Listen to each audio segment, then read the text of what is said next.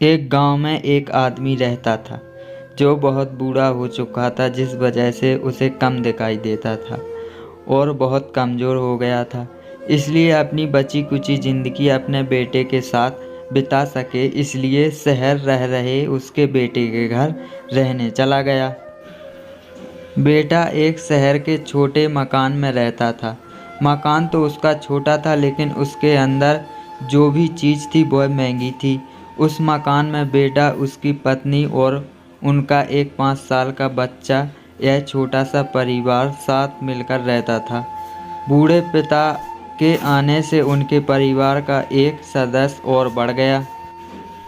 यह पूरा परिवार रोज़ सुबह शाम डाइनिंग टेबल पर साथ में खाना खाया करता था। बूढ़ा पिता अपनी कमजोरी के चलते हमेशा खाने की चीज़ें नीचे गिराता रहता और कई बार कांच के बर्तन भी टूट जाया करते थे। कुछ दिन तक तो बहू और बेटे ने यह सब सहन किया, लेकिन बाद में वे दोनों बूढ़े की ऐसी हरकतों से चिढ़ने लगे। एक दिन बेटे ने कहा कि ऐसा कब तक चलेगा, हमें कुछ करना पड़ेगा।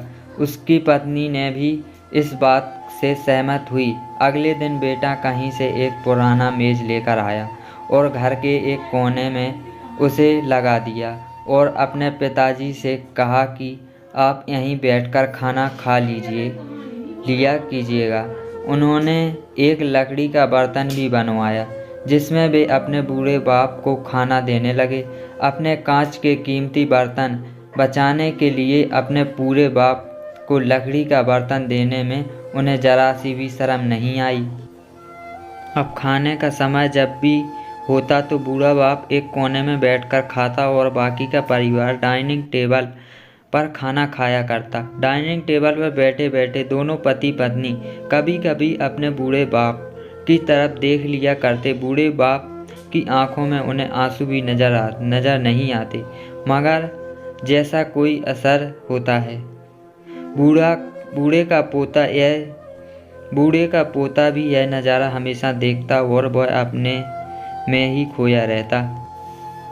एक दिन जब पति पत्नी डाइनिंग टेबल पर बैठकर खाना खा रहे थे, तब उनका बच्चा ज़मीन पर बैठकर कुछ कर रहा था। उन दोनों ने बच्चे के हाथ में लकड़ी का टुकड़ा देखा, लेकिन उन्हें कुछ समझ नहीं आया कि बच्चा लकड़ी के टुकड़े के साथ क्या कर रहा है।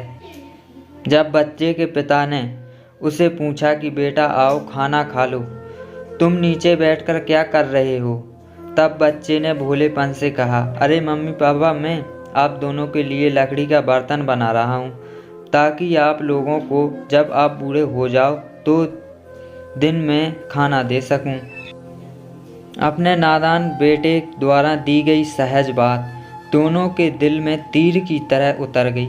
दोनों एक दूसरे का चेहरा निहारने लगे। बिना कुछ कहे ही दोनों की आंखों में पानी आ गया और उन्हें अपने भविष्य की किताब अपने आप के सामने खुलती हुई नजर आई। उन्हें समझने में ज़्यादा देर नहीं लगा कि अब उन्हें आगे क्या करना पड़ेगा।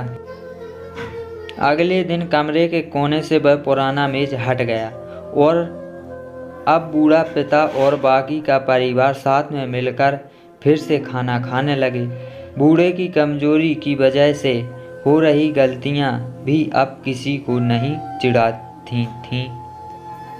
दोस्तों, यह कहानी हमें बताती है हर वह पत्ता जो आज हरा है वह कल सूखेगा और डाली से नीचे भी गिरेगा। इसलिए हमें अपने बड़े बूढ़ों को हमेशा ख्याल रखना चाहिए और हमें हमारे माता पिता और बुजुर्गों के साथ वैसा ही व्यवहार करना चाहिए जैसा हम चाहते हैं कि हमारे बूढ़े होने पर हमारे बच्चे हमारे साथ ना करें।